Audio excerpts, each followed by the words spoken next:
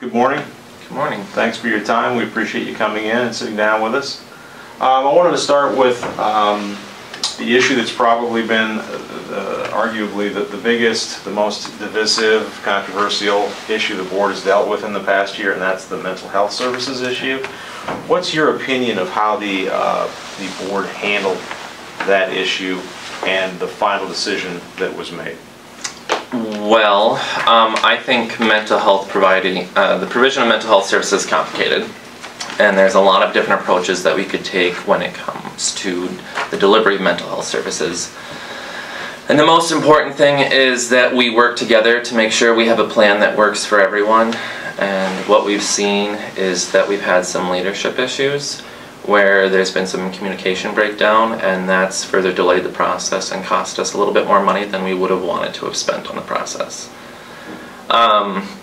We were told in 2016 that we wouldn't be able to be a standalone county when it comes to the provision of mental health services, and so trying to fight that process has cost us more money in the long run.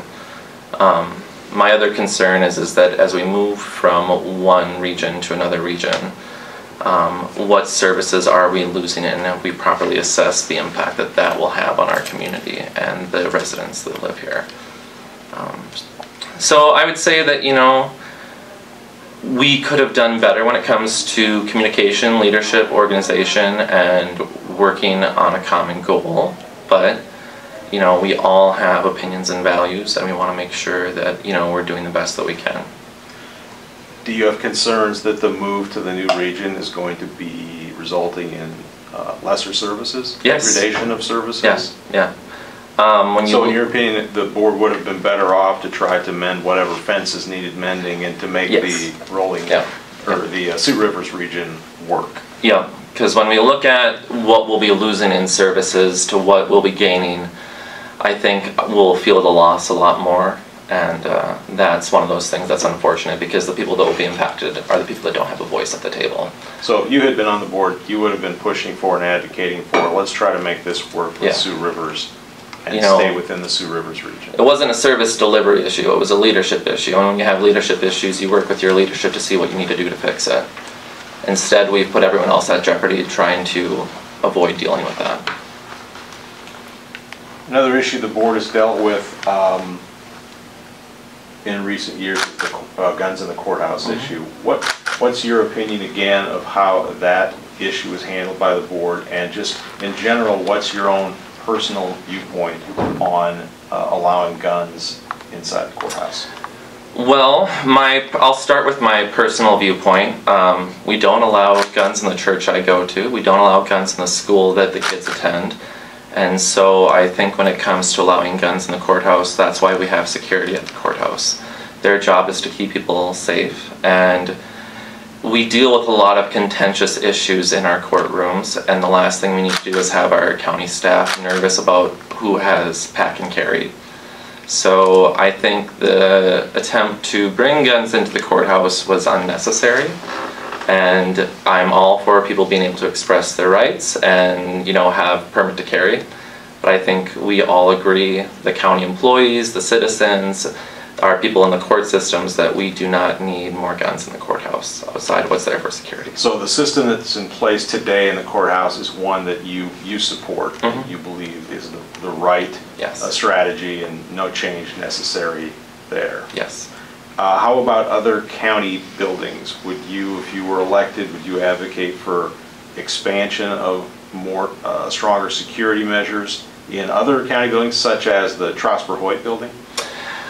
Well, you sit down and you do an assessment first to see what do you have for existing security, what are the problems, have you talked to your employees, because they'll be the first ones to point out where your issues are.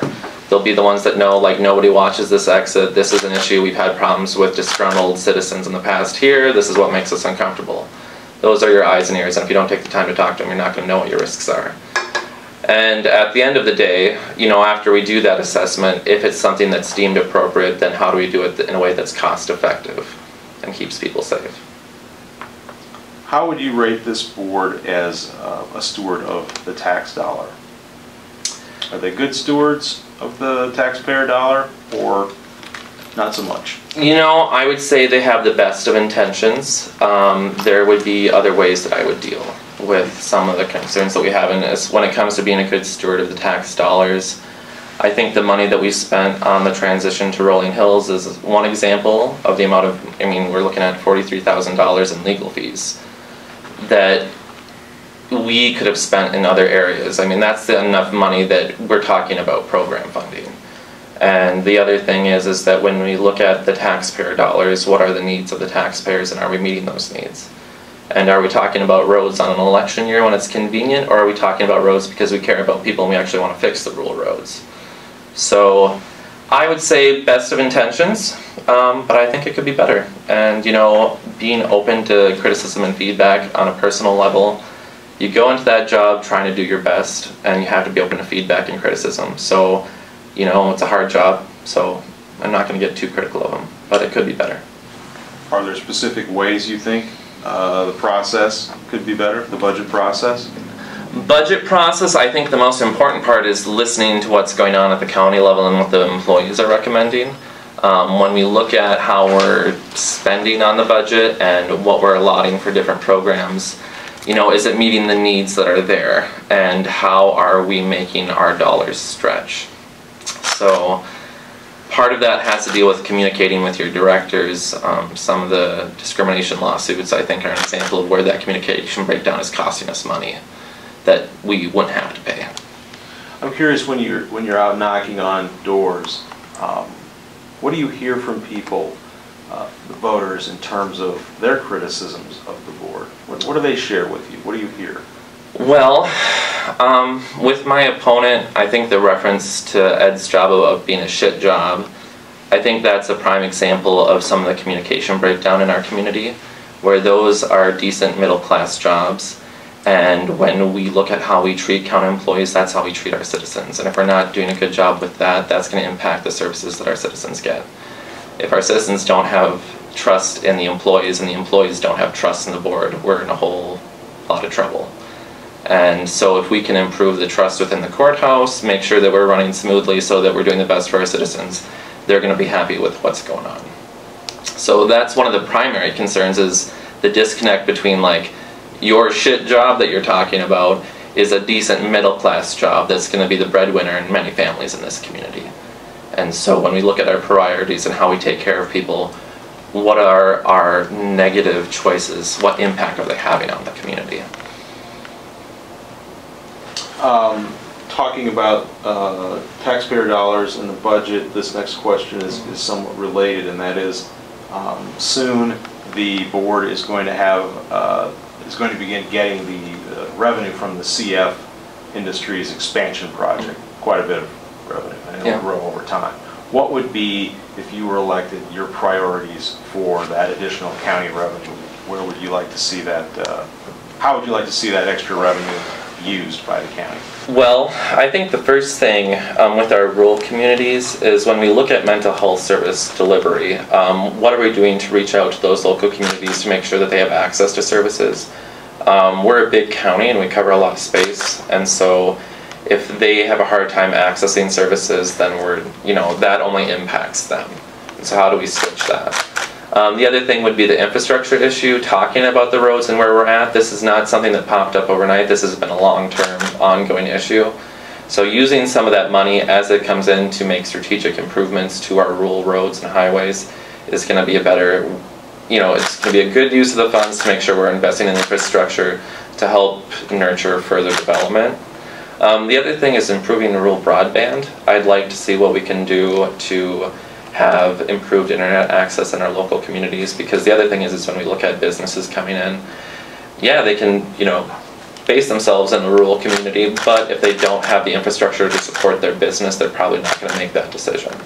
And then our local communities miss out on additional property tax, income tax, business, all that. So that's where I would say, mental health delivery, improving our infrastructure would be our two primaries there, and also making sure we fund the sheriff's office and having rural ambulatory service. So, where does economic development fit in to that picture? What do you think the role and the place is for the county board in terms of economic development expansion? And where do you see opportunities for the board to produce more economic development expansion in Woodbury County?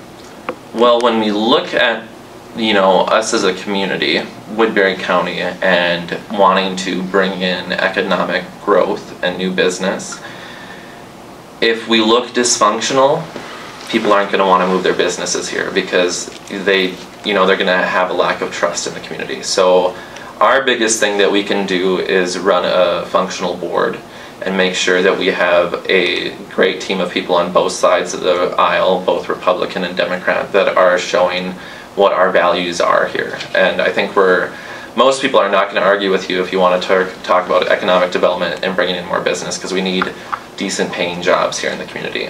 So if we have a local government that's run smoothly and values that and values our people, we're going to bring in businesses that we want here and businesses that are going to pay a decent income. So you've mentioned lack of trust a couple times, and then in answer to that question you mentioned dysfunctional. Maybe talk more specifically about how you believe this board has lost trust by people who live in Woodbury County, and more specifically about what you mean by their dysfunctional nature. Maybe an example or two. Well, I think when it comes to trust and dysfunctionalism, when we go back and look at where we're at with Sioux Rivers and Rolling Hills, the mental health example, right there, originally when we had supervisors that questioned what services were being delivered, how decisions were being made, Sioux Rivers made the offer to go through and do an evaluation and talk about the programs and how those program decisions were made and funding and everything like that. Our board went through and said, no, we don't want to do that. So that right there is like, okay, you are making changes to a program without even properly evaluating it. How is that if you were in business doing that, you should probably evaluate what you got before you try to find something better. The other thing is that with our security concerns, when one of the supervisors had asked for additional security at the meeting, and then in a public meeting you've got our supervisor saying one thing and the sheriff's department telling you another, who are you going to trust? You ask the sheriff's department for additional security for the meeting, and then you lie about it on the record.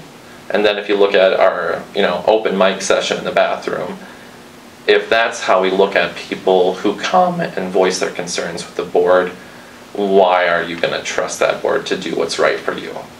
If you're going to walk into the bathroom and make fun of them, that's right there is an indicator to me and to a lot of people in this community that we lack some trust there. And with our county employees, there's a lot of them that are afraid to voice their concerns and share what they think is the best interest of the county because they're afraid of the retaliation. And county employees have told you this? Yes. So if you have county employees that are afraid to talk about what's going on and what we can do to make it better, how are we going to improve? Because though they are our eyes and our ears. So if they don't feel comfortable coming to you to tell you what's going on, how are we supposed to fix it? Can I ask, what was the inspiration to run for office? Was there something you saw going on and you said, I want to run for this office and make things different? Or what's behind because aren't you a political newcomer? Yes, I'm a political newcomer, yeah. Yeah, well then what prompted all of that? And especially Board of Supervisors. That doesn't seem like a first... Well, so there is the first step for everything, and I basically decided that I was sick of having people tell me no. One of the biggest concerns that I had is when they were talking about funding with the Sanford Center, we had Jim Rexner, the former director of Steward Mental Health, myself and a few other people down there talking about how when you look at the research, like science-based, evidence-based research, peer support is one of the most cost-effective ways of addressing mental health issues, saving money, and preventing future problems. And we had a board that when you went down there and you told them about those things and the values and to make sure we assess those values, they basically ignored you. So if you have your medical community being ignored, that's not a good sign for how we're doing business. The other thing is how we treat other people is a reflection of how the health of our community goes. And for me, I am not afraid to admit that I come from a background where I have had some privileges, but I have also had some very tough times in life. And I live in a neighborhood where the people being impacted by these decisions are my neighbors. I don't live in a fancy little place where it's somebody else's problem. The people that will get denied services are my neighbors. And for me, that's when it becomes personal. And if you're not being listened to and they're not taking your feedback, you know, you can only complain so long before you have to step up to the plate and say, well, you know what, if I'm not happy with what's going on, maybe I should try give it a wing because maybe I can do a better job. And, you know, I think with my opponent, one of the things that was the most frustrating is that how we treat people is hugely important in the community because we are role models for kids. And if we are leading by example and telling people that this is appropriate behavior, we are bound for trouble down the road. And that's not something I approve of. So that's why I ran. Thank you. And my next question, I mean, you've sort of alluded to the answer to this question in several different ways and answers to other questions, but I was going to ask you if you could sort of, maybe you can summarize here. I was going to ask you if you could prioritize your top, say, 2 or 3 criticisms of this board, and I think you've perhaps done that already. Maybe you want to summarize them again, but it sounds like the communication aspect would be one, certainly. Leadership. Leadership is important. You have to be open to criticism, you have to be open to feedback, and you have to know that you're not going to be right all the time. And when people come to the table to point that out and talk about what's going on, you have to be open to hearing them and not just getting mad at them. And so I think the communication breakdown is part of it. The leadership part is that you have to lead by example, and that has to be having an open door where we can have honest conversations about what's going on, because that's the only way that we'll grow. And part of that is being a leader for the county, because you're the ambassador that we send out to other counties.